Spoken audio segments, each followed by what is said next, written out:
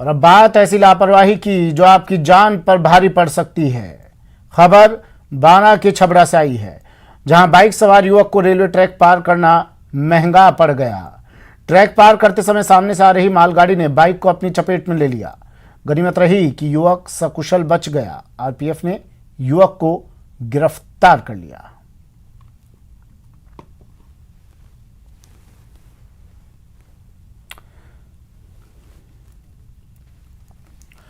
और अब बात शहर शहर आग के कहर की खबर से।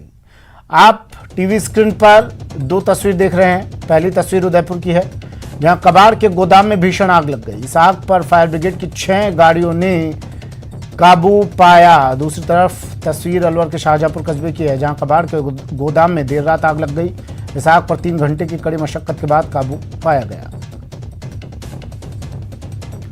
उदयपुर शहर के पुरोहितों की मादड़ी इलाके में बने कबाड़ गोदाम में शॉर्ट सर्किट से आग लग गई।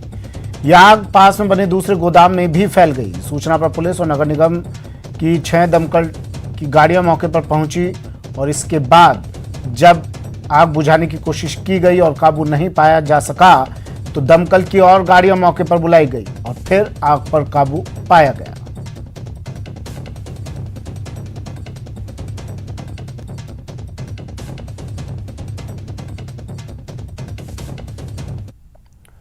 खबर अलवर के शाहजहांपुर कस्बे से है, जहां कबाड़ गोदाम में देर रात भीषण आग लग गई। सूचना के बाद नीमराना बहरोड से दमकल की गाड़ियां मौके पर पहुंची और आग बुझाने में जुट गई। करीब 3 घंटे की मशक्कत के बाद आग पर काबू पाया गया, लेकिन आग बार बार सुलग रही थी, जिसे बुझाने का प्रयास जारी है। वहीं आग के धुएं से आसपास के लोगों को सांस लेने में दिक्कत हो रही है। फिलहाल पुलिस मामले की जांच में जुटी है।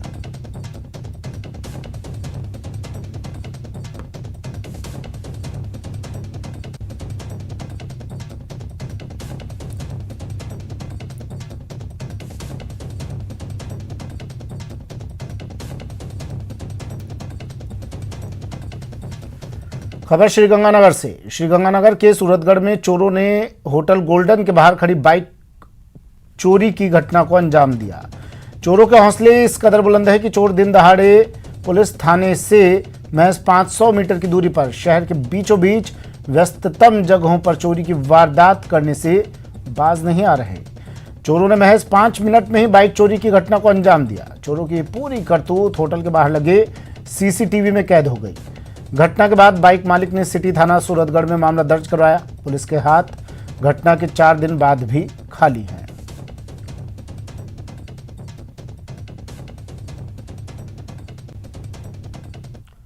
बात कोरोना की लापरवाही की। मधुधरा में गाइडलाइंस की सरेआम धज्जियां उड़ाई जा रही हैं। कोरोना गाइडलाइन के नियमों का उल्लंघन कैसे उड़ाया जा रहा है, इसकी बानगी आप इन तस्वीरों के जरिए देख सकते हैं, समझ सकते हैं। भरतपुर, श्रीगंगानगर, डूंगरपुर, सवाईमाधोपुर, श्रीगंगानगर में लोग बिना वजह, बिना मास्क के, बिना दूरी का ध्यान रखे हुए रास्तों पर घूम रहे हैं। कहीं मंडी में लोग नियमों की धज्जियां उड़ा रहे हैं।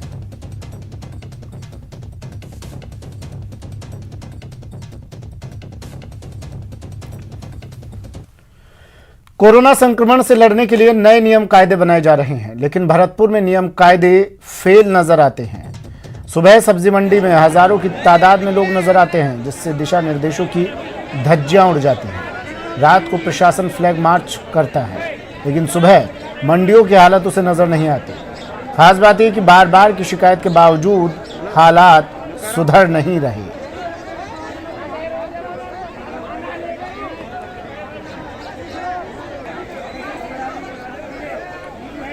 बाजारों की बात हो गई, अब आपको दिखाते हैं नई गाइडलाइन में शादी समारोह की तस्वीर।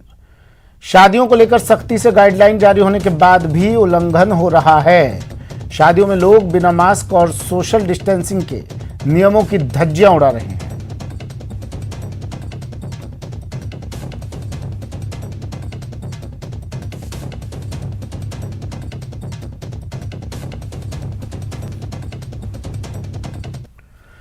कोरोना संक्रमण को रोकने के लिए चल रही सख्ती के बावजूद कुछ लोग शादियों में नियम तोड़ने से बाज नहीं आ रहे।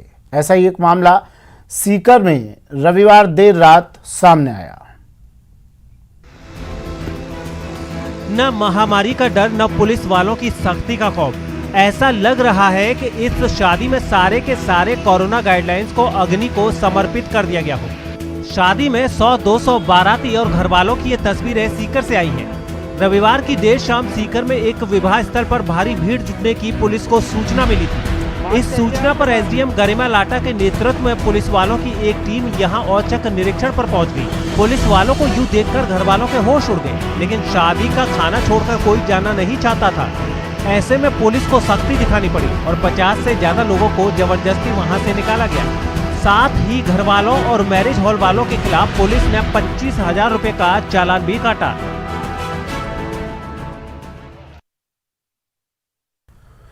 उधर पाली के सोडावास गांव में एक ही परिवार में हो रही 4 शादियों में 500 से ज्यादा लोगों की भीड़ के खिलाफ जिला प्रशासन और पुलिस ने सख्त कार्रवाई की। एक ही परिवार में एक ही दिन में 4 शादियां और इन शादियों में 500 से ज्यादा लोगों की भीड़ कोरोना महामारी के लिए महादावत से कम नहीं है। लेकिन ये सच है। पाली के सदर थाना क्षेत्र के सोडावास गांव में रविवार की रात को एक ही परिवार में 4 शादियां हो रही थी। इन शादियों में 500 से अधिक लोगों की भीड़ जमा थी। इस भीड़ की खबर जैसे ही जिला प्रशासन और पुलिस तक पहुंची, सबके होश उड़ गए। आनन फानन में पुलिस बल की टीम मौके पर पहुंची। जांच अधिकारी जैसे ही मौके पर पहुंचे, लोगों ने 4 अलग अलग शादियों का हवाला देना शुरू कर दिया। लेकिन पुलिस की इस तर्क के आगे घर वालों की एक भी न चली कि शादी एक ही घर में है, लिहाजा यहाँ तय लोगों से ज्यादा लोगों की भीड़ है। घर वालों को ये भीड़ जुटाना महंगा पड़ गया, क्योंकि पुलिस ने हर शादी के हिसाब से 25-25 हजार का जुर्माना लगा दिया। शादियों को लेकर सख्ती से गाइडलाइन जारी होने के बाद भी उल्लंघन किया जा रहा है। आहोर उपखंड क्षेत्र की 4 शादियों में प्रशासन की टीम ने कार्रवाई करते हुए 1 लाख रुपए का जुर्माना वसूला। कोरोना महामारी के चलते प्रदेश सरकार द्वारा लागू किए गए जन अनुशासन पखवाड़े के तहत उपखंड अधिकारी मासिका राम के नेतृत्व में आहोर, गूढ़ा, बालोतान, चांदराई और चरली में आयोजित शादी समारोह में कोरोना गाइडलाइन के नियमों का उल्लंघन करने पर 25-25 हजार रुपए का जुर्माना लगाया गया।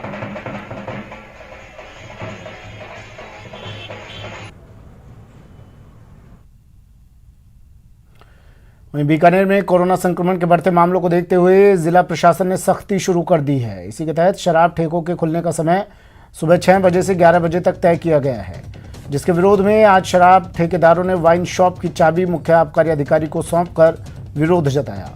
विरोध कर रहे शराब ठेकेदारों का आरोप है कि सरकार ने शराब ठेकों को खोलने का समय सुबह 6 बजे का तय किया है, जबकि इस समय लोग पूजा पाठ करते हैं।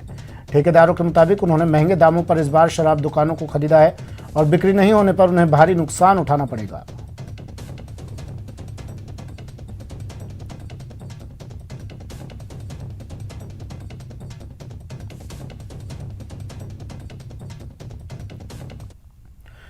भरतपुर में जन अनुशासन पखवाड़े के अनुसार निर्धारित समय पश्चात खुली मिली दुकानों को प्रशासन ने सीज करवाया। वहीं बेवजह घूम रहे लोगों को एडिशनल एसपी और एडीएम सिटी ने खुद रोककर वाहनों को सीज किया। प्रशासन ने बिजली घर चौराहे से होते हुए मुख्य बाजार में होकर कुम्हेर गेट पर आने वाले सभी वाहनों को रोककर चेकिंग की, जिसमें कोविड-19 गाइडलाइन की पालना न करने वाले वाहनों को भी सीज किया। क्षमता से अधिक सवारी बैठाने पर चालान काटे गए।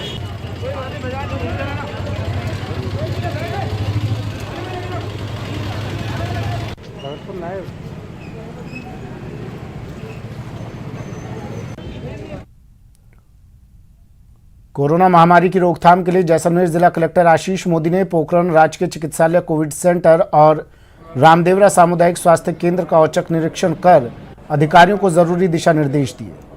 संवाददाता समलदान रत्नू ने लिया जायजा। जिला कलेक्टर आशीष मोदी पोखरण दौरे पर हैं। पोखरण अस्पताल का निरीक्षण करने पहुंचे। कोरोना को लेकर वो लगातार प्रशासन अलर्ट मोड पर हैं। इनसे बात करने की कोशिश करती। सर, क्या व्यवस्था पोखरण? देखिए, ज़िले में कोरोना के केसेस बढ़ रहे हैं और न केवल जैसलमेर में बल्कि पूरे राजस्थान में, पूरे भारतवर्ष में बढ़ रहे हैं। तो इसके लिए मेडिकल टीम, राज्य सरकार, प्रशासन, चिकित्सा विभाग की टीम, सब लोग अलर्ट हैं। जो भी माकूल व्यवस्था है वो करने की कोशिश की जा रही है।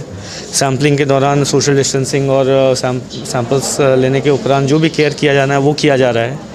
जब रिज़ल्ट आ रहे हैं तो हमने एक व्यवस्था करी है कि सभी जो ऐसे पेशेंट्स हैं जो होम आइसोलेट हो रखे हैं उन सभी लोगों को होम डिलीवरी की व्यवस्था इस्टेब्लिश करने के लिए कल निर्देशित किया गया था और जैसलमेर में भी और पोखरण में भी नगर पालिका और नगर परिषद के द्वारा ये व्यवस्था की गई है, जो कि हम आने वाले दिनों में चलाएंगे ताकि जो संक्रमित व्यक्ति हैं वो और उनके परिवार वालों के माध्यम से आगे और संक्रमण न फैले। साथ ही मैं अपील करना चाहूँगा कि इस महामारी के दौर में माननीय मुख्यमंत्री जी के द्वारा जो चिरंजीवी स्वास्थ्य बीमा योजना चलाई गई है, ये एक अभूतपूर्व पहल है।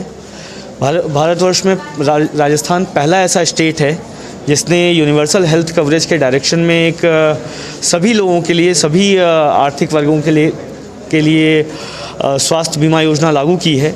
और ये योजना पूर्व में राजस्थान के कई लोगों को बेनिफिट कर चुकी है। कई हज़ार करोड़ का इसमें इन्वेस्टमेंट किया जा रहा है, लगभग 3500 करोड़ रुपए का राज्य सरकार द्वारा इन्वेस्टमेंट किया जा रहा है ताकि राज्य के सभी लोगों को स्वास्थ्य बीमा का लाभ मिल सके, उनका जो आउट ऑफ पॉकेट एक्सपेंडिचर है वो कम हो सके। प्रदेश में कई जगह जिलों में ऑक्सीजन की कमी है, जैसलमेर में क्या स्थिति है? अभी वर्तमान में जैसलमेर में ऑक्सीजन की कोई कमी नहीं है। डीएच में ऑक्सीजन प्लांट संचालित किया जा रहा है और डीएच के अलावा जो बाकी हॉस्पिटल्स हैं, हमारे जो प्रोमिनेंट हॉस्पिटल्स हैं, चाहे वो सीएचसी पोखरण हो, चाहे वो अदर मेजर सीएचसीज हों सब में या फिर रामगढ़ में, इन सभी सीएचसीज पर हमने ऑक्सीजन की सिलेंडर्स के माध्यम से व्यवस्था कर रखी है। राज्य सरकार ने हमें 100 सिलेंडर्स एक्स्ट्रा दिए हैं और उन सभी सिलेंडर्स को भरने के लिए लगातार हमें बाड़मेर और जोधपुर से सपोर्ट प्रोवाइड किया जा रहा है। आज भी जोधपुर द्वारा 100 सिलेंडर्स भरे जा रहे हैं। तो राज्य सरकार के स्पष्ट निर्देश हैं कि रिसोर्सेज की कमी की वजह से या फिर पैसे की कमी की वजह से कोई भी ऐसी जान जो बचाई जा सकती है उसको हम बचाने के लिए भरपूर प्रयास करेंगे। ऐसी किसी जान को नहीं जाने दिया जाएगा। कैमरामैन गजेंद्र सुतार के साथ सावल दानरत्न, न्यूज़ 18 पोखरण। नेटवर्क 18 यह सुनिश्चित करना चाहता है कि हर भारतीय को कोविड-19 टीकाकरण मिले। टीकाकरण जागरूकता बढ़ाने के लिए नेटवर्क 18 और फेडरल बैंक की पहल संजीवनी ए शॉट ऑफ लाइफ को सपोर्ट करें। Health expert Apollo 24/7।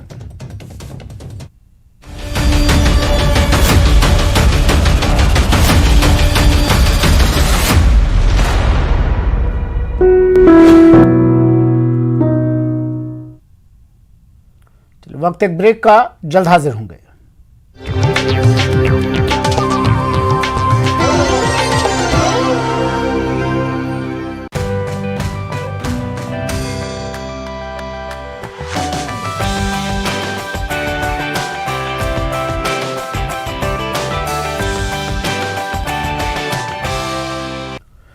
ब्रेक के बाद स्वागत है आपका और खबर सीकर से। कोरोना संक्रमण के बीच ऑक्सीजन की कमी को देखते हुए सीकर के नीम का थाना में प्रशासन ने ऑक्सीजन के प्लांट को कब्जे में ले लिया है। नीम का थाना के औद्योगिक क्षेत्र में सूरजमल गैस प्लांट को प्रशासन ने कब्जे में लिया है। इस प्लांट की क्षमता 20,000 लीटर ऑक्सीजन की है। नीम का थाना और पाटन इलाके की विभिन्न औद्योगिक इकाइयों से गैस सिलेंडर भी अधिग्रहित किए गए हैं और यहाँ पर रखवाए गए हैं। यहाँ पर 24 घंटे पुलिस की टीम तैनात रहेगी। प्लांट में फिलहाल 4,000 लीटर ऑक्सीजन बची हुई है और हर दिन 20,000 की क्षमता है।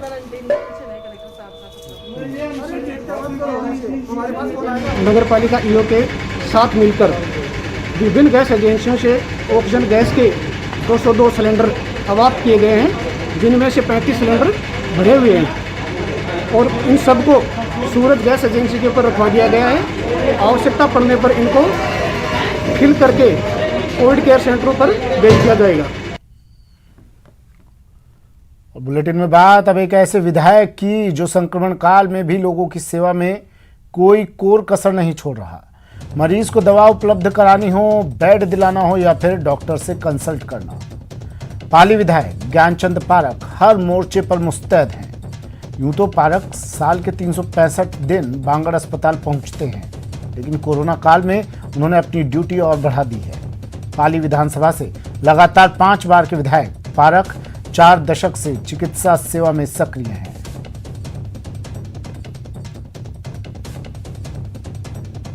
खुद अपने पैसे से खरीद नहीं सकते या कोई ऐसी जांचें करनी है जो महंगी है, अस्पताल में उपलब्ध नहीं है, उनको कम पैसे में करानी है, तो वो सारे मरीजों को मैं बात करता हूँ। उनको दवाई है तो दवाई उपलब्ध करता हूँ। लगभग 100 से ज़्यादा ऐसे मरीज हैं जिनका स्कोर कम है और फेविक्रिल जैसी टैबलेट से और साथ में उनका जो भी अन्य दवाइयाँ होती हैं उनके ठीक हो सकते हैं।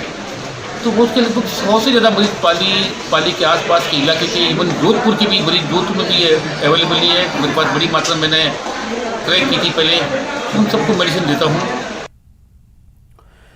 कोरोना संकट में मदद के लिए अजमेर उत्तर से बीजेपी विधायक वासुदेव देवनानी आ गए हैं। उन्होंने विधायक सेवा केंद्र का शुभारंभ किया है। इस केंद्र से कोरोना संक्रमितों को 7 तरह की सुविधाएं उपलब्ध करवाई जाएंगी, जिसमें फ्री दवा और भोजन भी शामिल है। इस मौके पर बीजेपी विधायक वासुदेव देवनानी ने कहा कि कोरोना की महामारी धीरे धीरे विकराल रूप लेती जा रही है और पीड़ितों की मदद के लिए विधायक सेवा केंद्र की शुरुआत की गई है। कोरोना की महामारी धीरे धीरे गंभीर रूप लेती जा रही है। ऐसे समय अजमेर के नागरिकों को एक मदद हो सके, इसके लिए विधायक सेवा केंद्र हम आज से प्रारंभ कर रहे हैं। क्योंकि भारतीय जनता पार्टी का सोच सेवा ही संगठन है, उसके तहत आज इस सेवा केंद्र का शुरुआत कर रहे हैं। कोरोना की दूसरी वेव ने एक बार फिर से सभी की कमर तोड़ दी है। नवाबी नगरी टोंक में मोगरे के किसान भी इससे बच नहीं पाए। उनके सामने 2 जून की रोटी के भी लाले पड़ गए हैं। ये रिपोर्ट देखिए।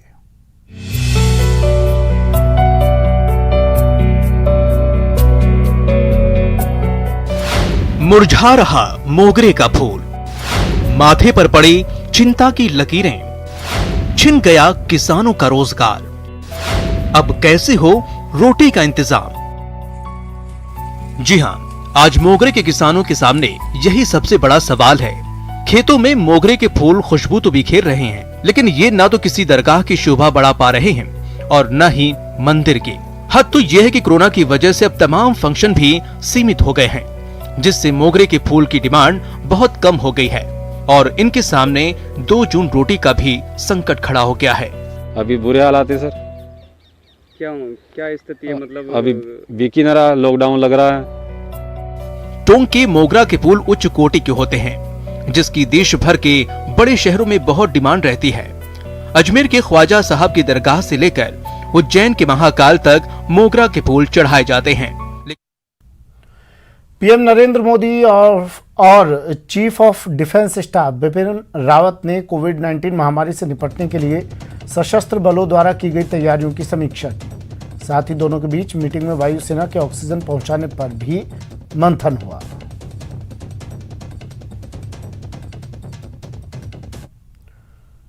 प्रधानमंत्री नरेंद्र मोदी का आत्मनिर्भर भारत बनाने का आह्वान एक निर्णायक मोड़ पर आया है, जो भारत की अर्थव्यवस्था की दृष्टि से काफी महत्वपूर्ण है।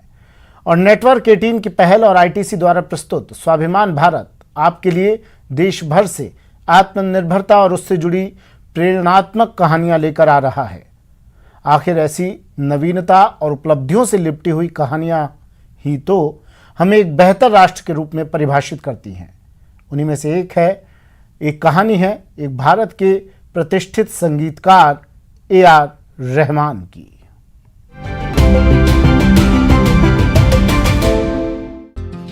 भारत की समृद्ध संगीत विरासत के ग्लोबल एम्बेसडर AR रहमान कई अंतर्राष्ट्रीय प्रोजेक्ट्स के लिए संगीत बनाने में व्यस्त है, जबकि अपने देश के संगीत पायदानों में अभी भी वो शीर्ष पर है।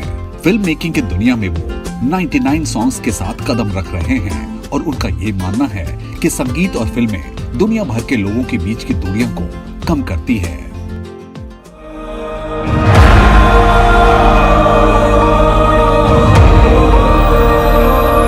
My interest in filmmaking actually really started after the Oscars and life in Los Angeles.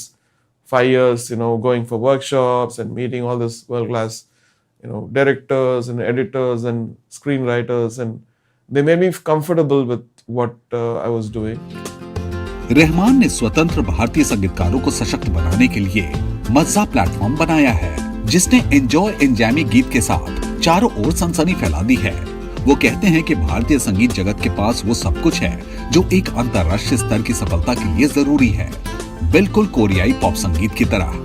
AR Rahman भारतीय संगीत जगत के विकास को एक नया आयाम दे रहे हैं, वो भी स्वाभिमान के अंदाज में।